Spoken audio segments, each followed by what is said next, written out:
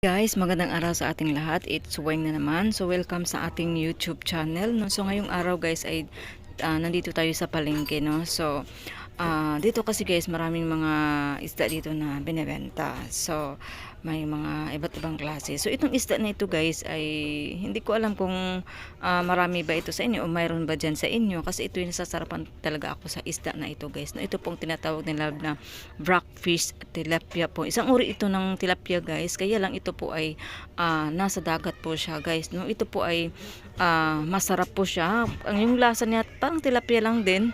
Hindi siya magaanong malansa na kagaya ng sa tilapia sa tubig, no? Sa matabang na tubig. So ito kasi ay sa dagat siya.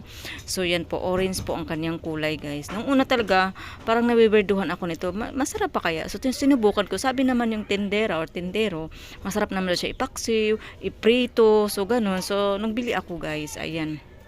Para masubukan natin kung anong lasa nitong blackfish na ito, no? So ayan po, hinugasan ko lang at saka tinimplahan ko, naglagay ako ng kunting asin, parang ganun, para medyo may lasa-lasa naman siya, and then iprito kasi natin to. Pwede din itong sabawin or di kay paksiwin, pwede rin. And then ngayon i-ano natin sa harina guys, kasi nga para hindi siya magdikit sa aking kawali, kasi hindi non-stick yung aking kawali. So nag-coating lang ako ng harina para madali siyang matanggal pag naluto, no? Para hindi siya dumikit sa ating kawali. So ayan po guys, luto na yung ating blackfish tilapia guys. Sobrang sarap pala nito guys, ay grabe.